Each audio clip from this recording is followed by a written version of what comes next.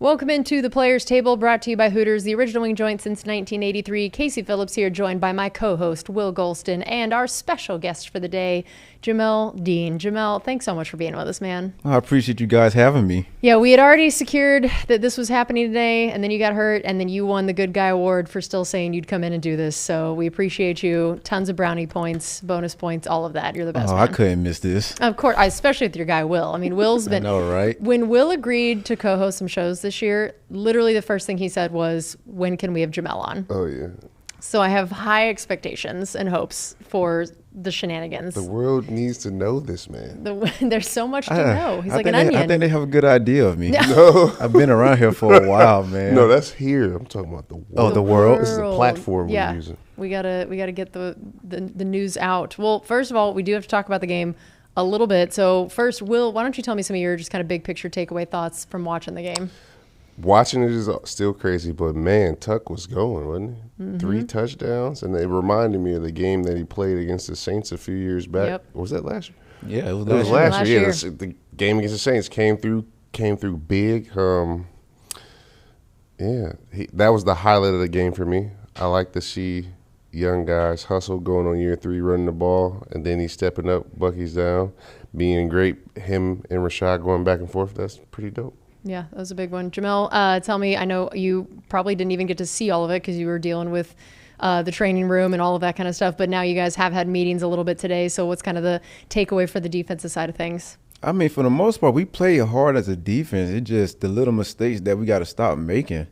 I mean, it's only a few plays, but those few plays always matters the most during the games. Mm-hmm. So we can, limit those a little bit. We'll be a great defense. Yeah, like some of those chunk plays that have happened in particular, it feels like when something doesn't go right, it results in a pretty big gain. What are some of the things that y'all feel like you've been working on for some of the big chunk plays? I mean, really, it's more like just communication, just understanding what everybody needs to be when whenever Bowles make the call. And then I know Josh Allen, not an easy guy to face, brings a lot of different things that he can do, both running, throwing. He ended up with 3 rushing touchdowns. Will, what is it like? What do you remember about facing someone like him who not only can run and throw, but he's also so big and hard to bring down? That's why I feel like we saw guys get to him, but weren't able to actually get a sack at any point. Definitely. Playing against Josh Allen was like playing against the young Cam Newton. Big guys, being able to run, throw. You got to take that extra step when you hit him. You can't just hit him and put your body on him. You got to put your body through him. But with the rules, too, if he's in the pocket, it's kind of hard. And then him running, does he get that defensive player? So I think it's pretty hard playing a game of defense, especially looking at your attack points and then trying to get somebody big down. And he's trying to run you over, too. But, he can – I don't know. It's a little give-take in there. That I think as a defensive lineman, especially, what's that, shoulder to hip that you got in space when he's in the pocket, so it's kind of hard. And then you can't arm tackle him, and we got some strong guys on the D-line, so you can't just try to grab him down. So yeah, that's the thing now with the rules, and then someone like him, it does make it pretty challenging. You brought up Sean Tucker's game. I wanted to talk about Tristan's role in the run game. I felt bad for the people he was blocking. Oh, especially the DBs, man. Yeah. That's like the worst thing we want to see is a lineman like him coming at you full speed, and then it's almost like, so do I move out the way, make a business decision, or do I take him on knowing that I'm finna just get flatlined? Yeah. How would you take him on, though? Yeah, what's the strategy there? If you were to see open field Tristan Wirfs barreling at you, what's the strategy? Well, mainly you just keep backpedaling and hopefully the pursuit is coming. The cavalry is coming to help. Yeah, man. I just can't let myself get steamrolled, and then the running back didn't slow down, so he won't be doing us any justice. That's so funny. Yeah, I felt like that was one of his better games, and watching how impressive is it, Will, even just to think about if you're facing an offensive lineman, to watch the way a guy of his size can go out in space like that, as another large human yourself. Explain how impressive that is. Oh, it's ridiculously impressive. I still, even saying that, you don't forget this kid jumped out the pool 4 feet deep. I remember when we was drafting, I'm like, what is that? Is that a human? Power cleaning over 500 pounds or something like that? And then going against that is a monster. Have you ever tried to jump out of the pool since seeing that? Yes, I did, but It didn't quite I won't go. even show the I results. wouldn't even try to jump out of a pool. Yeah, it's that hard. Hey, yes. That's so true. Also, I know Rashad also had a great game. Threw another one of those classic stiff arms. I love when he pulls those out. I feel like they work so well. I mean, he stiff arm a guy, then he stiff arm his own player. Like He did. He did. He said, get him. Emeka, move. Get out the way. That was pretty funny. I feel like that's when you know he's like a man on a mission. Is like he's not even seeing the like team colors. He's just like bulldozing whoever's in front of him. Hitting the hole. What is he average? Averaging somewhere around 4 to 7 to 5 Yeah, yards? he averaged over 5 that game. Yeah. Sheesh. Yeah. That's tough in the NFL. Both of our running backs averaged over 5 in the game. I mean, the old line was churning. That's the tie play you talking about. Tristan pulling outside. Ooh. Yeah, that was pretty wild watching him just number 21 just through him. Both of those guys averaged over 5, which is great. And I feel like having Luke back is a huge boost to the offensive line. What was it like getting a guy like him back and just his overall kind of mentality of what he brings out there? You know, you see, I mean, you can see when he's out there, man, it's just that extra layer of protection that he brings. And then knowing that he got like his little slip, like his little moves that he does when a guy would come off the ball and somehow hit the guy like ducks and then Luke is just on top of him somehow. I don't know what he's doing to it, but it's almost amazing to see it happens like more often than not. So true. We're talking to Jamel Dean and Will Golston. Will, what do you remember about watching Luke, facing Luke? All I want to say is Luke plays good, clean offensive line football, but he is a nasty, tenacious guy. That's what you want on your O-line, and just to have him back, you know the outsides are secure, the guys working hard in the middle, and it showed 5 yards a pop for the Both running guys. backs. 2 running backs, 5 yards a pop. That just shows what it brings when he comes on the table. Yeah, over 200 yards rushing total. A few of those came from Baker, who it seemed like finally, hopefully, is healthy enough to be able to use those legs occasionally. That third down escape was crazy when he juked Bosa with the pump Oh, fake, then juked him a little bit. Freaking turn them around. I was like, oh no, that's bad. That's bad. You always are relating to the defensive guys. Instead of even just watching this as like a Bucs person, you're like imagining this happening to you. I can tell, and you just had like some happened to me. PTSD watching Daniel that. Jones got me 1 year. in Who New got York. you? I don't want to say. You don't want to say it? Daniel Jones in New York Oh. hit me with a pump fake and I froze. Oh, I didn't spin though. I'll say it could have been worse. It could have Freezing been worse. is not the worst of the things that could have happened. I like shake and bake anyway. When you get shake and bake, it's dope. Yeah, it's pretty cool. It is nice. It feels like it brings a whole other element to things that helps the offense. And then Sterling Shepard was our leading receiver. Jamel, what has it been like to face him in practice and watch the way that he's been able to have this resurgence of like a whole second career here after he thought he was retired, thought he was done, and then now like having these games where he's the leading guy? Well, yeah, you know, going against him, man, it's almost like looking at something that's like chaotic moving. But for him, it's really smooth. But from the DB eyes, it's kind of chaotic because he's so fast and twitchy. You just be like, oh, God, slow down, dude. I like that. That's pretty funny. I like that. That's a good analysis of what he brings. Now, also defensively, I want to talk Servacier's pressure that then led to the Parrish interception. Tell me, Will, watching this play, like, what did you notice about it, and like how big this was for the defense, especially at the time? He got there quick, and I knew that y'all worked on that blitz a couple of times. Had to. The fact that he got there quick, and then Parrish was right there. But I'm actually just proud of the player that he's become. When I speak to Servacier, just coming in and watching him grow as a rookie into now starting, coming out there, getting in there.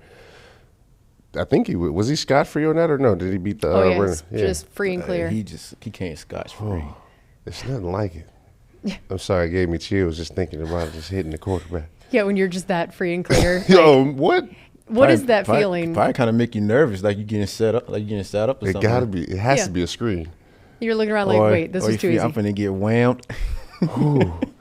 I remember, I wish I had the stat with me, but I heard on the broadcast in that moment, they talked about how Bowles, since he came in, has far more just completely unblocked blitzers than any other team by like a lot. It's like a ton of times. So Jamel, what is it about the things that he dials up that makes it where offenses are just not able to even account for some of these blitzers? For the most part, he do a great job being creative. So he'll make them like all look the same, but they'll just all come from like different directions.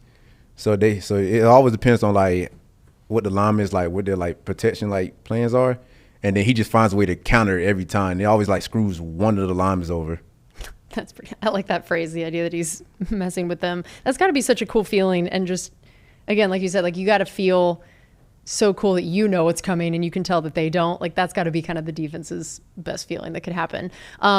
Also takeaways this year, of which we will get into yours in a little bit here. But man, tied for the league lead in games with multiple takeaways as a defense. And I know that's something that Bulls has been harping on forever, but in particular this offseason was a huge priority. So Jamel, what do you think? A defense as a whole, again, we'll talk about yours individually here in a little bit, but defense as a whole, what does it seem like has helped that number go up this year?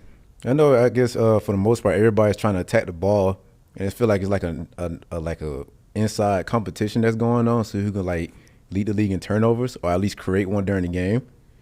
So for the most part, that's really what's been going on with the defense. And we know that we understand like if we give our offense a short field, it's easy points. Yeah. I know Tyke got another pass breakup, and he is leading the team in that category. Feels like he's definitely been a guy this year that's made a ton of really big plays, and it's been cool seeing him in that safety role. What does it feel like has enabled him to be such a big playmaker for this defense and thrive not only in the role he was in last year, but now also as a safety? Also, for the most part, I'm pretty sure like he played a similar defense in college, so it was an easy transition from him, and he really got like a high football IQ, so he just knows like X and the O's and like what's the best scenario that he can put himself in. Yeah, and I know one of the big things for this game was also, of course, the giving up a lot on the kick returns, which puts the defense in a pretty tough spot. Will, what is that like when you know like you're already just starting multiple drives in a row, like kind of around that midfield, of just the way that changes your approach and what you guys are able to and try and do on defense? It definitely changes the way that the game is dialed up. Them coming out, if they backed up, makes the game a whole lot easier. They in the 20, it's only certain things you're going to do. They're going to run down the middle, hit outs. But when they starting off 38, 40-yard line, they already in the shot area. They going to run, probably bomb it down deep. So it just changed the way that you approach and attack the game. It takes a lot of the game plan out because you work on all of the phases and you getting right there. You almost at the 50 per covering 35 yards before you get a field goal. So I think it makes a difference. What do you think? Oh, that's a huge difference because it's almost like you get like 1 or 2 first downs, you in field goal range. And then once you get into like the fringe area, that's like between the 30 and the 20, now your play calling starts to be a little different. So the original game plan, like you said, out in the field, it changes now.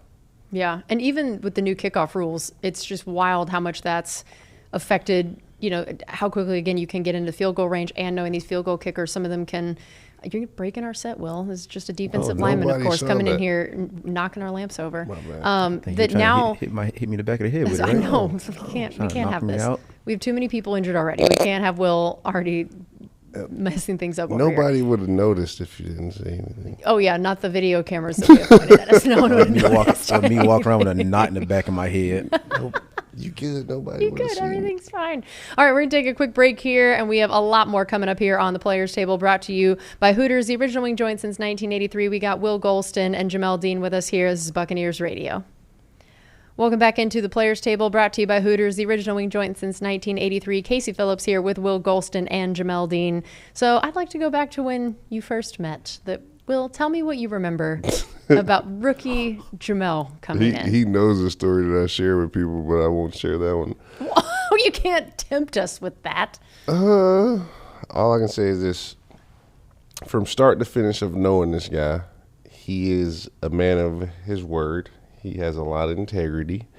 I like that. I would agree with that. I think that he is hilarious. You really just got to sit down and talk to him and listen, then you will find the gems and the jokes. But he always been cool, down-to-earth guy. I like that. I appreciate that. Look at that. Yeah. So nice. God, somebody recognizes it. Pat yourself on the back there. All right, so now, well, I mean, he set quite a precedent here with saying all these nice things about you. What do you remember about Vet Will? And don't feel like you have to just say nice things. I wasn't a great vet at times, though. Oh, well, I mean, you know, I heard the stories about him, but I'm glad he didn't give you. I'm glad he didn't give you that treatment. So he chilled out a bit by the time you came around. Yeah, I think he kind of like slowed down. You know, you get older, things just start to slow down. Just mellow out. Yeah, so I called him at the right time. Coach Bowles stopped me. He said stop doing that stuff, so I stopped. What were you? Do I even want to know what you were doing? I'll tell you what I did to Riley Buller. He was a linebacker that we had. And he played at Michigan State, too. I froze his car keys. I'm not going to tell you how I did it, but I did. But they still worked. That's incredible. He got home safe. That's a solid prank, in my opinion. I was a real prankster, but He had to get like a hair dryer and just to melt his Is that what he did? oh yeah, it took a while. No, he used a dryer that's in the bathroom. Oh man, That's the worst. I'll just blow his breath on it. And so wait, Coach Bowles was like, all right, was that the prank that made him tell you to chill out? I asked him if I could prank. He was like, no.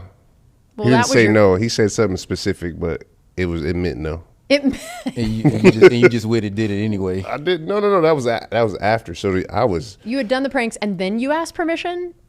I got pranked pretty badly as a rookie. Okay, so this was the passing it along. Yeah. What happened to you as a rookie?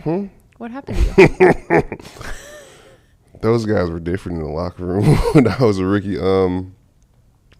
Yeah, and it was harder too because we weren't winning as much either. So They had to take out some pent up anger. Yeah, man, they pranked me for sure. They got me. So how would you say, Will, that Jamel has changed or not since his rookie year, on or off the field? Well, I am bald now, so. That's a huge change right there. Yeah, but I'm saying though, you got the head to go. Well, it goes well. Yeah. The thing was shining. You good. You know, I started to appreciate this a lot more as I started wearing it. Well, do I even consider it wearing it? Just rocking it? Just rocking it. And the beard. So wait, did you actually shave your head because you had to? I thought you also did it as partly a fashion statement, right? No, it was more of a. So I was a model for Miami Swim Week. Yep. So I figured, like, I'm gonna be shirtless, be in underwear. So to add on to it, I'm gonna go bald. Sure. Get my Terry Crews on. Can we get into that, man? Because we both did it. Wait, you did this Oh too? yeah, it was me together. and him together. I didn't know this. Yeah, Oh, he amazing. freaking made Forbes. I'm sitting here with two models. Yes, I made the Forbes. I was in Forbes magazine. Everything. It was huge. Tell me the thoughts when you had to do the model walk.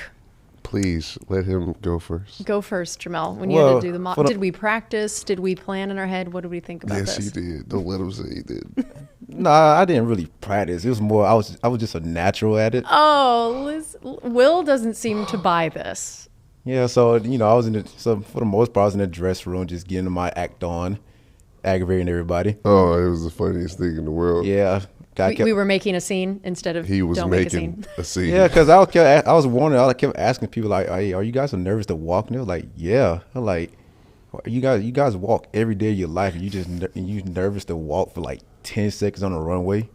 I can say he had the most confidence I ever seen. I'm like, bro, he must have did this before. You should have seen it. It was. He was born for this. It was crazy. Yeah, he actually did a solid job. He walked with confidence, smiled all that, brought some I good got to energy. smile. Obviously. Everybody else walking around all serious face like Zoolander. Yeah. But our last show that we did when we had to go down, it was the most for me at least, it was the most questionable outfit I had to wear for the whole weekend. Oh, when you had the vest yeah, and the joint, yeah, I had wrestling. I had a vest and some underwears. Oh, so then when the guy, he had me put them on. So of course I put them above my waist, and then he was telling me like lower them a little bit. So I kind of like lowered them a little bit. He said lower. Lower? I was like, hey, dude, if I go any lower, man, my butt crack gonna be showing. You should have seen his face. Oh my god. Yeah, you're making me uncomfortable, dude. Because I'm not gonna get it. How was your walk, Will? How'd you do? I did all Wow. right, I didn't trip or fall. Hey, that's all that really matters. Represent for the big and tall. Hey, man. That belly was rumbling down there. I said, man. I looked at everybody in the locker room. I said, I could tell none of you guys play offensive or defensive line. Yeah, they chose more of the skill It position looked like players all for this. safeties and wide receivers in there. I was like, You represented. yeah. Proud of you, man. I love that. That's hilarious. I love that you guys got to do this together. So Jamel, let's get a little bit into your background. Like you said, Will, we need to let the people know who this man is. So tell me what you would have done, Jamel, if not for football. What would have been the life plans? So for the most part, I would have been a mechanical engineer because math was I love math. So It's unbelievable. like calculus and all that, I'm passing with A's, and everybody in the class looking at me like, how do you understand this? And I'm just like, you just gotta listen to the teacher. That's what I was missing. Wish I had known you back then, you know? That's so crazy. The calculus was like no problem to you. Oh yeah, deep down, I'm a nerd at heart. I don't think it's that deep down, man. I think it's very known. It's right there on the surface. Can't miss it. The nerd that can walk in the fashion show. It's the complete package. There you go. Jack of all trades. Jack of all trades. That is so true. And so that's why I wanted to ask that, because also like what I am very excited to see even just what you do after football, because you are someone who is, I think Jack of all trades is totally a description of you, that you even already have a bunch of like irons in the fire of that you're doing. Is that correct? Like what you're doing now that you might want to do afterward for post-football? So I done got into I got a trucking company, so it was more one of the things. I was just driving on the highway and I got curious because I seen a whole bunch of semi trucks on the road, so I was like, this is one industry I never looked into, so let me read a book on it. That's such an incredible reaction. Yeah, so then I started reading a book about it, started having conversations with different people that was like involved in it. So then I was like, I'm really like close to like pulling the trigger on it. And then one of my good friends of mine called me one morning, was telling me that he about to take the test to get his CDL license. And I said, you know what? That's all the motivation I need to start the trucking company. That's incredible. So I started back in 2022, and then I didn't realize what it was like being a business owner. So I was just learning as I go. And then once I finally got to a point where I truly understood it after being involved. So now I'm at a point to where I went from one truck to now I'm at 5. Just such a entrepreneur over here. I love this. I know. I didn't even go to school for that too. I was like, that was like the last thing in my mind that I thought I was going to be. Yeah, not the mechanical engineering plans. Yeah. So I really enjoy this. Tell everybody, what is your trucking company called? Oh, Domestic Trucking. Which he first told me this. I'm like, what does that mean? And then. Yeah, it stands for Don't Make a Scene. It's Dean. Will's ready to quit. Hey, you guys see the logo? It literally say Domestic Trucking. Don't make a scene. We deliver everything. Stop.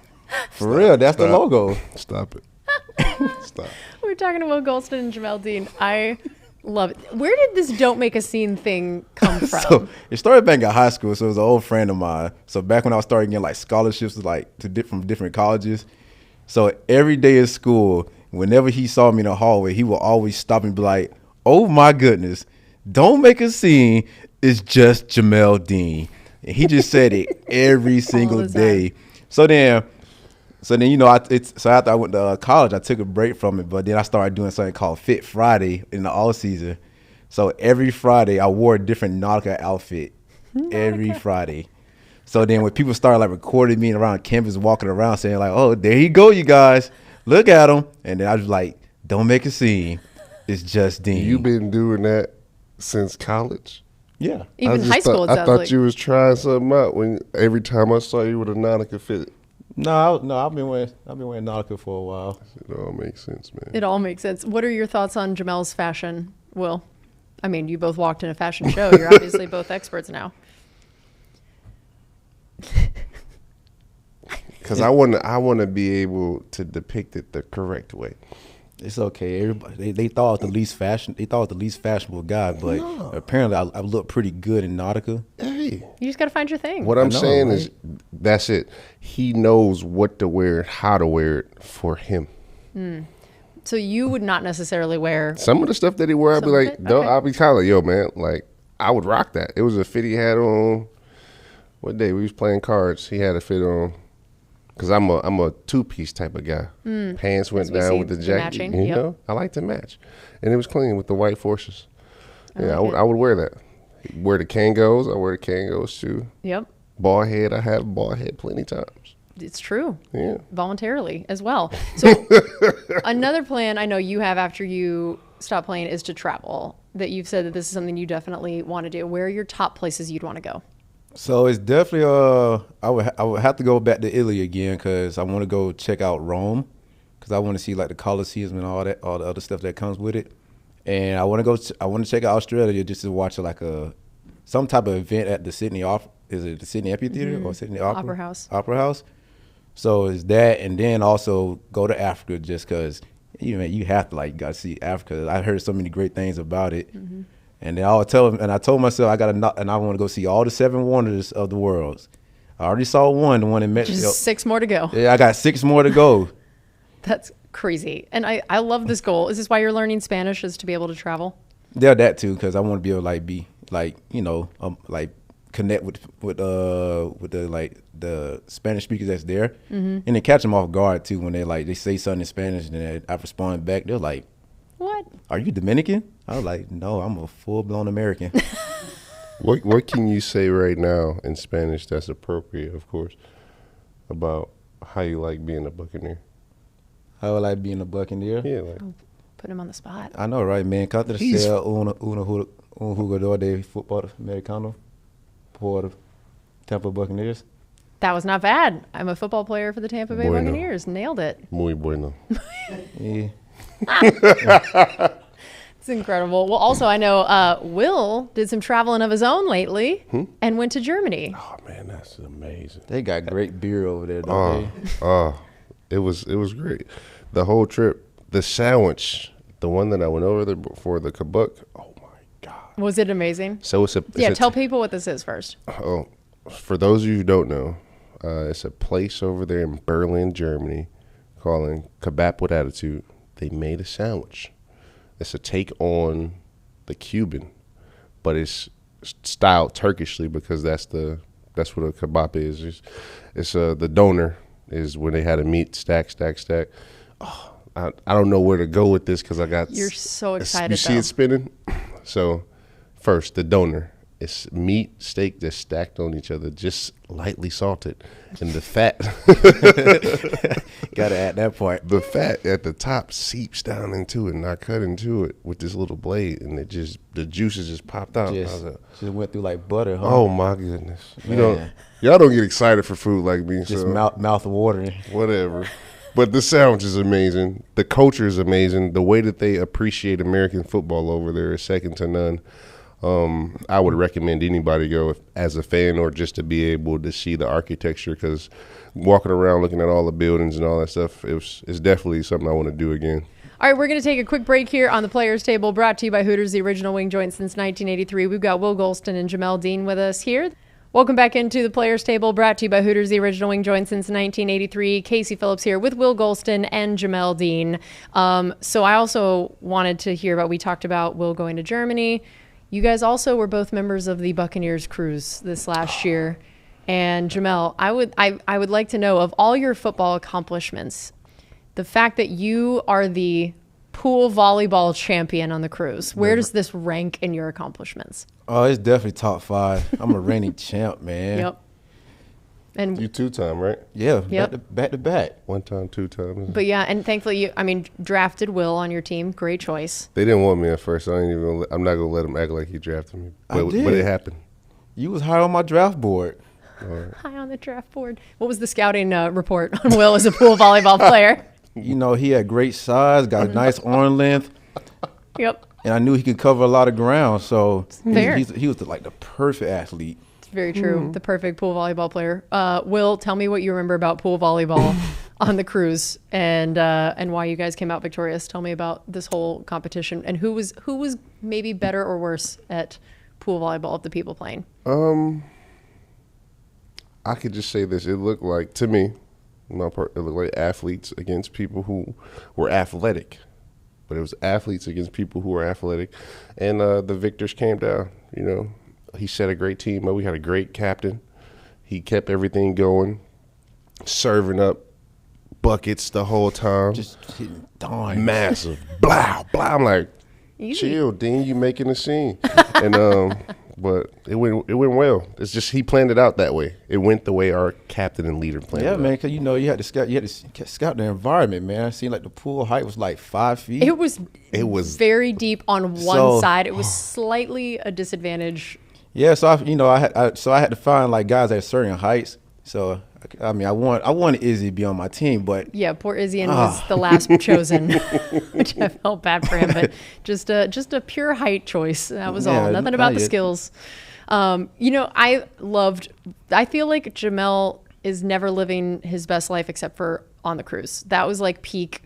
Every year, Jamel is just like mingling with the people, hanging out, having the best time. I feel like just in general, that there's stereotypes about DBs. Let's be real. We all know the stereotypes. And you are just not any bit of what that stereotype is. Would you agree with that sentiment? Oh, I definitely agree. Yeah. Tell me why you think that is, of like how, like what this stereotype means of what is kind of required of DBs, like why this happens, and then why you're able to be successful not being the stereotype.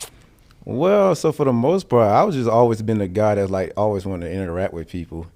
And then just, I always wanted people to like just not only judge me as a football player, but get to know me as a person. So feel like once they get to know me as a person, it'll allow them to like actually cheer you on more. And then also like, I mean, why else? Why wouldn't you want to hang out with the fans, man? They come out every Sunday. They use their time to come support us. So the least we could do is just hang out with them for 3 days. I like that. And yeah, I remember on the cruise at one point, I asked a bunch of the different players on one of the panels, what is something that people on the other side of the ball do that annoys you? So oh, that was hilarious. That was very funny. First of all, what was your answer about like maybe what is the most annoying thing wide receivers do? Oh, when they push off at the top of the route.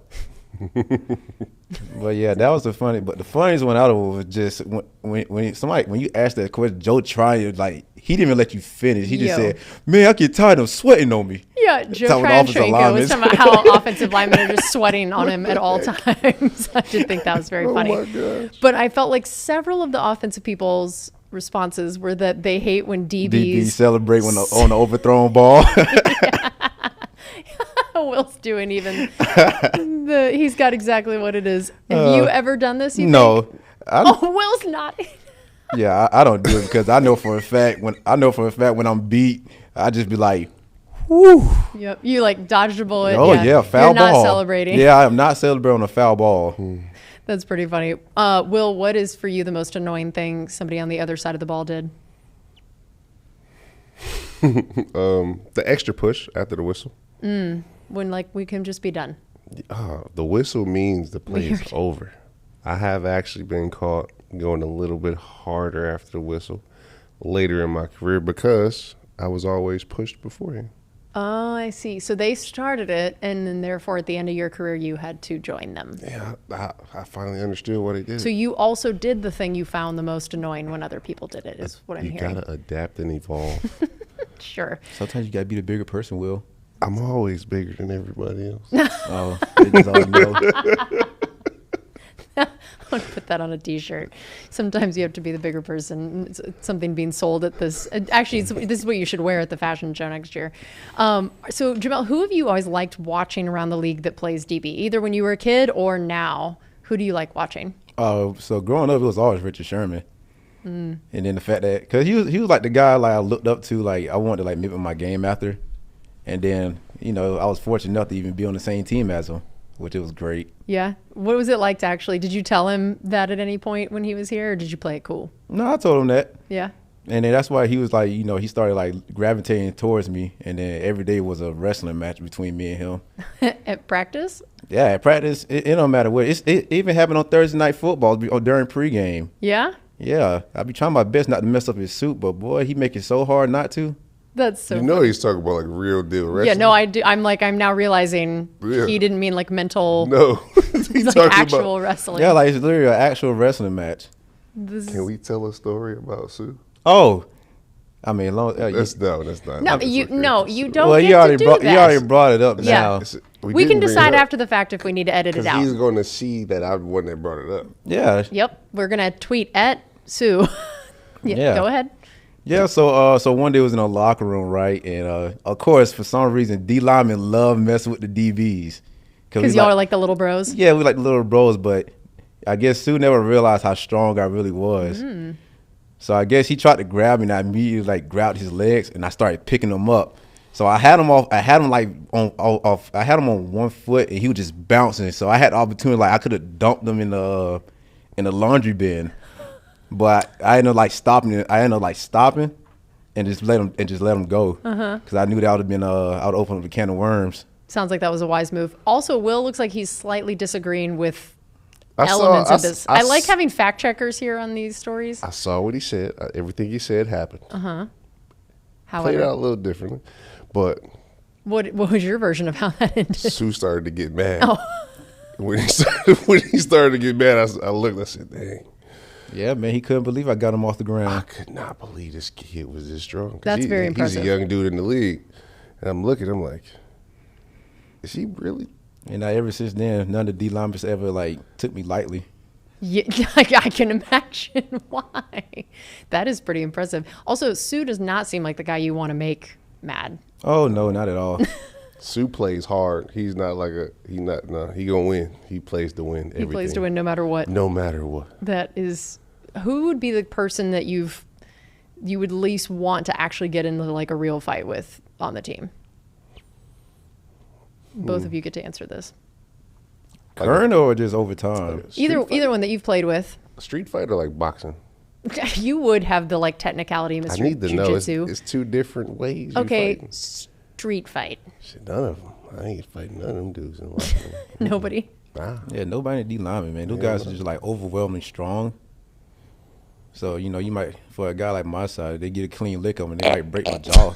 I'm sorry for laughing. Well, this little rivalry between the D-line and DBs is something I didn't know existed. He's just making all of this up, man. DBs and D-linemen be friends. We play cards all the time. We not friends, man. Yeah, we are friends. Yep. And then a locker room, you got like that. They're just in a locker room. He said it with a bit of a like asterisk with it. Like, we are. Dang. So, all right. So also, I know, are you a trash talker? As much as it sounds like you can wrestle, are you a trash talker? Oh, no. I'm a quiet person on the field. Yeah? Yeah. Will? Were you a bit of a trash talker? He's staring into the void. Yeah. Yep. I had to learn, though. My first time trash talking was in Pittsburgh. And a guy said, "Who do you think? Like, who are you?" And I said something that I would take back now, reflecting on it. And what happened? Why do we regret this? Keith Tandy, leaving out Gerald details? McCoy, Levante David, Mason Foster all made fun of me. So. Because it was just bad. Like you weren't That's good at trash I talking. couldn't see the camera there. I couldn't see it. So you had to get better at trash talking. Yeah. The quality of it. Yeah, I should have stuck and just not said anything. Just not said anything. Yeah. So I do feel like, Jamel, though, the only time I hear you semi-trash talk is you and Bowles going back and forth. Oh, yeah, man. He just sometimes just don't want to leave me alone. He always find any window opportunity he gets to say something to me, he's going to take it. Yeah. So Jamel does, in my opinion, the most incredible Bowles impersonation that exists. I don't think I've heard it. I learned it on the cruise, so please, can you do some sort of impersonation right now? Oh, he got a little twang when he talk. So I mean, when he get pissed off with me, all you hear is, "Oh, damn it, Dean. We talked about this. And I know, but you still didn't do it." I'm like, "Both, I got you next time." All right, Dean. Because, he kind of remind me of Squidward off of SpongeBob with the way his voice sounds. Y'all going to have to cut this out. I don't want to be a part of this. You don't want Bowles to be mad at you for this? Don't worry. I think that Bowles knows. He going to get you back. Oh, yeah. Once you watch this. He going to get you back. You cool with that?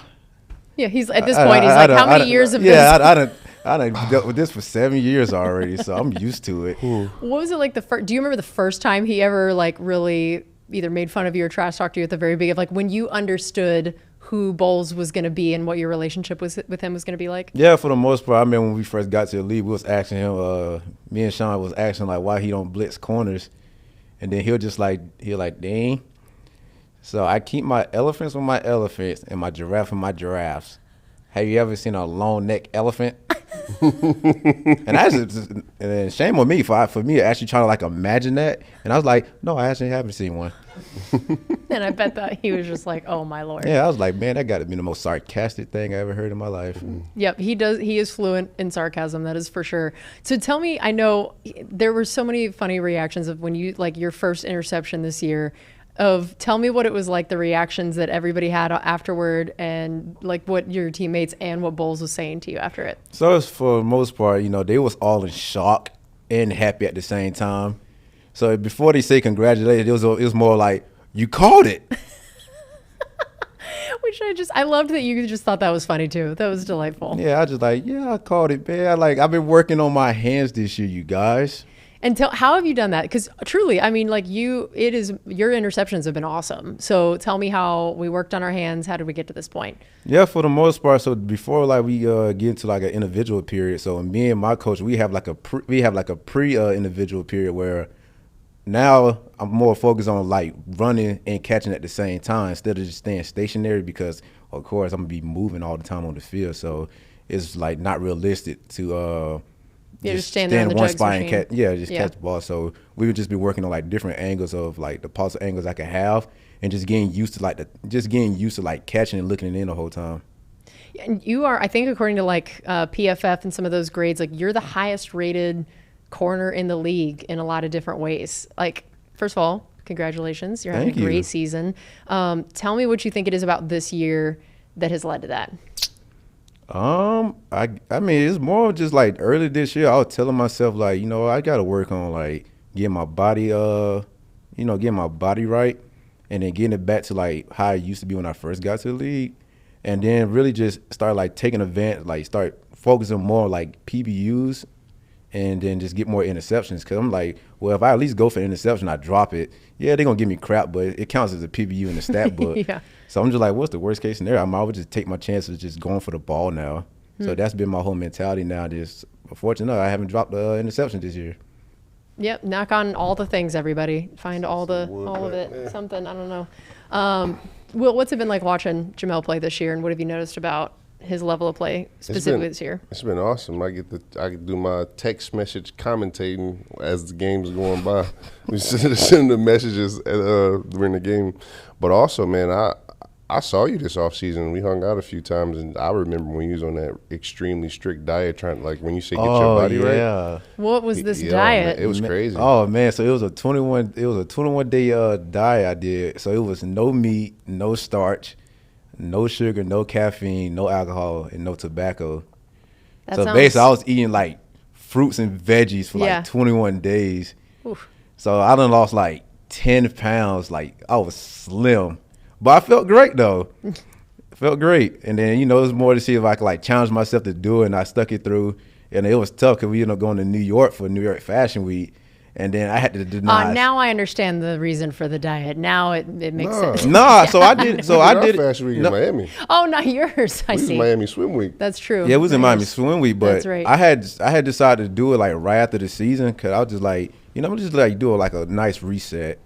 And then I looked online and saw that one. I said, you know what, I'm gonna go for it. Wow, that's some discipline. Man, but the first like 4 days, dude, I was going through like withdrawals.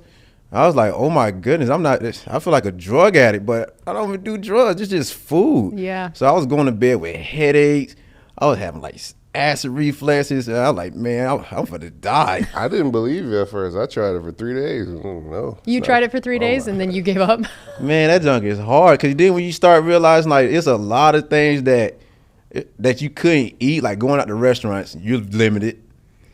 So you best thing you can get is a salad. This dude ate a fruit platter on the plane to drink water the whole time. We had steak, sandwiches, everything you could want. You're eating it in front of him too. Yeah, for sure. I mean, I was already in day like 9 already, so I already got used to not eating all that stuff. That is wild. So how have you tried to now also be a role model now that you are the vet in the room, you're the elder statesman to the younger guys? Like, what are the things that you are hoping that they learn from you, and just the role that you feel like you can have as a vet to them? Well, for the most part, it's just being that vet that they probably watch looking up, and then now I'm just teaching them like based off my experiences with certain things and what didn't work and what did work. So that's mainly what it's been in. So hopefully, after they get after them like come like crossing paths with me, they'll get like a better understanding of the game, and then seeing like at least now this year I'm like showing as I'm teaching them. Now I'm going out there and showing it to them, and then it's like proof of like this is what I've been telling you guys. Yeah. I love that. We're going to take one more break here on the Players Table, brought to you by Hooters, the original wing joint since 1983. We're here with Will Golston and Jamel Dean. This is Buccaneers Radio. Welcome back into the Players Table, brought to you by Hooters, the original wing joint since 1983. Casey Phillips here with Will Golston and Jamel Dean. So tell me, Jamel, what is your favorite and least favorite kinds of wide receivers that you have to face? My favorite wide receiver are like the tall ones, like the same height as me because it's an easier target. The worst one are like the short, twitchy ones. You just be like, man, it's like freaking guarding a jitterbug, man. Like you can't. It's hard to touch him, hard to keep up with him. It's like playing tag with one like the fastest, quickest guys around. Yeah, I can get that. What about if you could play another position? What would you want to play? No, I would love to play wide receiver. Yeah, just to see how hard it is just to be one in the NFL. Mm-hmm. And take all your knowledge of what it's like to go against a corner too. Oh man, I'm just understanding like defenses. I'll just be sending all the holes, whatever. Like just knowing like, okay, they could be in cover 3. I'm gonna just go right here because this is where it's gonna be open at. Yeah. Will, what about you? What would you have played if you could play something else? Oh, that was so quick. Quarterback. No, not quarterback. They get hit way too hard. If I could really choose something, I would probably be like a flex tight end. I like that. Yeah, don't really got to block, catch a couple passes here and there. Here and there. How about for you, Jamel? Did you have a welcome to the NFL moment? Oh, I mean, I did. It was my very first like start on defense, man. It was. Will remembers this. It seems. Yeah, like. Man. It was probably my most embarrassing game ever. No, you was a rookie. You good? I know I was a rookie, but that was still embarrassing. Like, I gave up 3 touchdowns. They had like 200. At first, it was against Seattle, so I did not know. Like the coach was always telling me, prepare like you're going to play. Mm-hmm. But I did not take that advice lightly. So I guess right before kickoff they said, Dean, you're up, and I said, oh no, I did not prepare for this. You were a nickel or corner? Man, I was a corner, dude. So then, of course, when it was Russell Wilson, so they see the new guy out there, so of course they're gonna try him the whole game. Yep.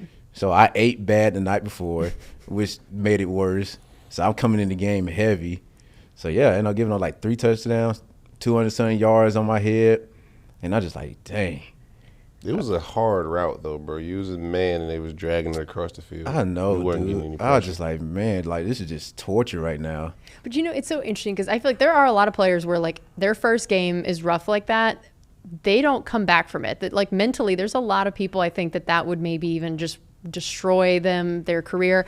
And I think about that for you and the fact that like you had so many injuries or like when you were in, high school, college age of where like you could have called it quits back then. I just always feel like for me, one of the biggest words I would use to describe you is resilient. So like what in your mind is how you feel like you're able to overcome, whether it be injuries, whether it be a tough game, like that you're still, no matter what, the guy that comes in with a smile on his face and just keeps going? Well, because for the most part, after like I dealt with my first adversity and then I overcame it, now it's like, oh, well, I guess that's just the secret to it. You just keep going.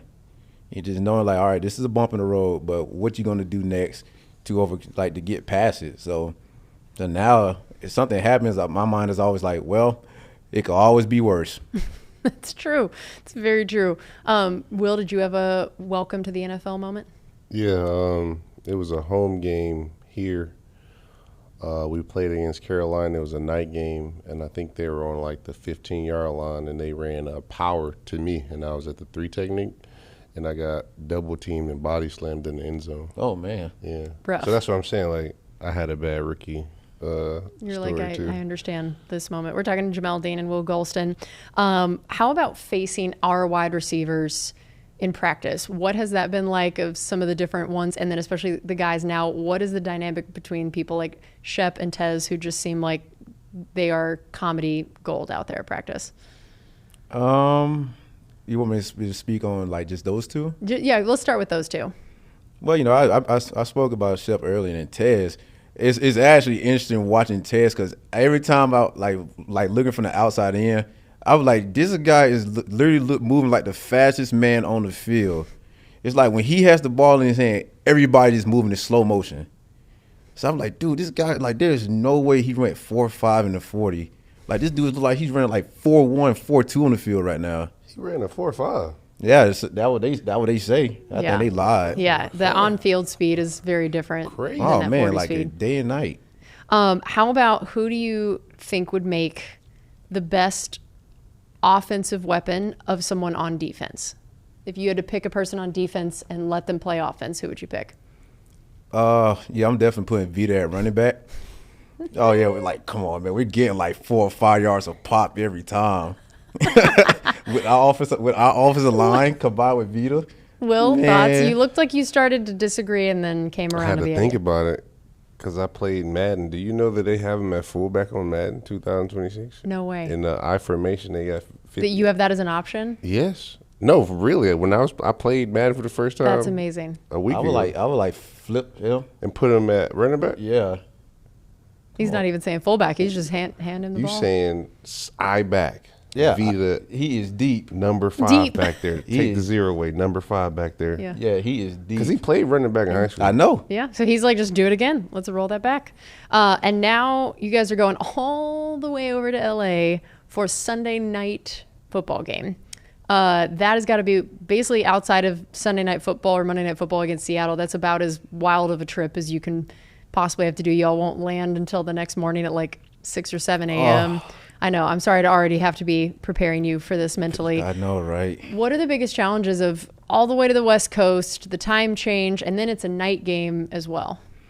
Oh, really just kind of like staying up for like to the game because you so used to like being like 3 hours ahead. So then now it's almost like if it's a night game there, it's probably like really late in the East Coast. So your whole sleep schedule is off.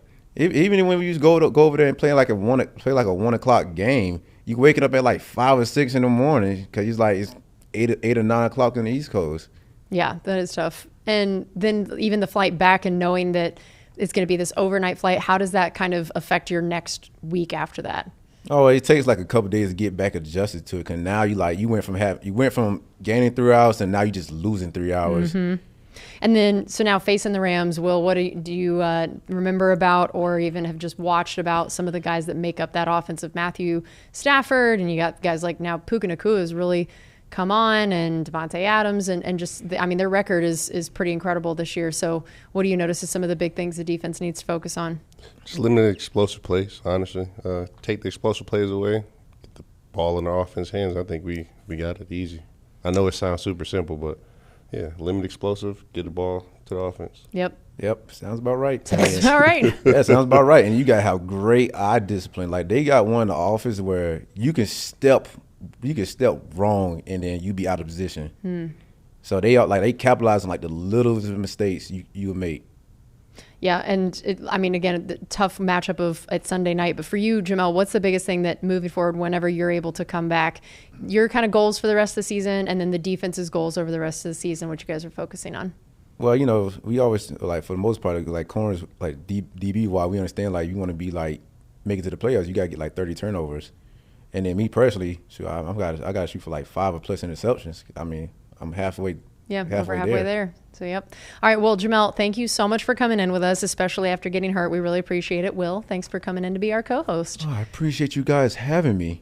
I love it here. I love it. All right, this is the Players Table brought to you by Hooters, the original wing joint since 1983. This is Buccaneers Radio.